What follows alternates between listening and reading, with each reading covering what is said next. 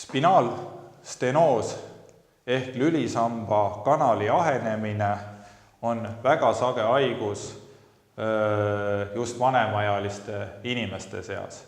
Inimese põhikaebusteks on valu, mis kiirgub tuharatesse jalgadesse, inimesel võivad esineda krambid, ärasuremistunne jalgades ja kui haigus areneb väga kaugele, siis võivad tekkida ka osalise halvatuse nähud. See tähendab seda, et kas inimesel muutub labajalg nõrgaks või ei suuda inimene ilma abivahendita käia. Spinaalstenoos ehk lülisamba kanali ahenemine on siis haigus, mille põhiliseks probleemiks on siis sellesama kanali kitsenemine. Lülisamba sees olevas kanalis on kõvakelme sees alaseljas närvijuured ja siit mulkudest välja minevad närvijuured. Ja loodus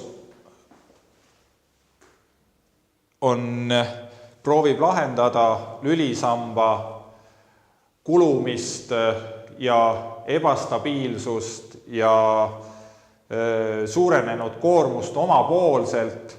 Ta proovib kasvatada liigeseid, kulumise käigus kahjuks tekivad need vohandid ka kanali sisse ja teiste sõnadega seesama kanal, mis ennem on ringikuululine lai ja ulatub mõnel inimesel 2 sentimeetrini, kanal surub siit kahelt poolt sisse ja olemasolevad närvijuured, mis siin kanalis on kõik survestatud ja normaalne verevarustus, seljaaju vedeliku ringe on häiritud ja need annavadki patsiendile kaebused.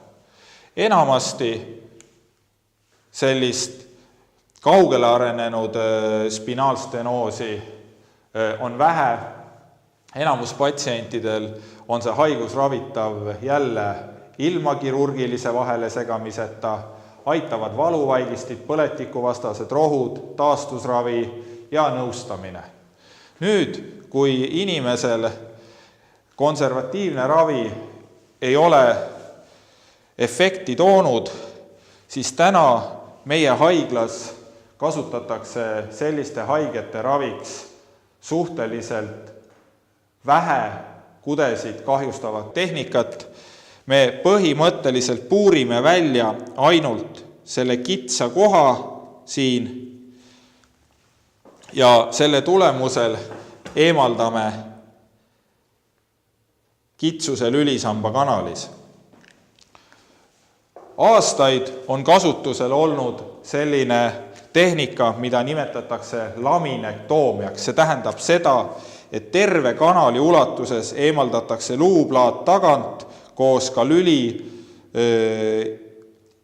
lülijätkega, aga see tehnika on väga traumeeriv, tekitab ebastabiilsuse ja patsiendid tihti vajavad kordusoperatsioone. Tänapäeval on lülisamba kirurgia jõudnud nii kaugele, et niinimetatud pärlikee fenomen, mis tihti stenoosihaigetel on, see termin tuleb nimelt sellest, et kui me patsiendi uuringu vastuse saame, siis see kitsenemiskohad ei ole mitte kunagi täielikud, vaid ainult just niinimetatud liigeste, lülide vaheliste liigeste ja sidemete kohal. Ja enamasti see kitsus on põhjustatud just nende samade lülide ja liigeste suuremaks kasvamisest, diskide madalaks vajumise tõttu on nad ka veel välja sopistunud ja siis ei olegi mitte midagi muud vaja, kui just need liigesed ja sidemed osaliselt eemaldada ja selle tulemusel me suudame taastada siis kanali laiuse ja need niinimetatud ülekasvud seljaaju kanalisse on võimalik täna eemaldada spetsiaalsete tehnikatega kahjustamata lülisamba stabiilsust ja säilitamaks olulised luulised ja sidemelised struktuurid. Patsiendid lahkuvad tavaliselt koju 2.-3. päeval ja saavad hakkama ise oma igapäevaste toimingutega.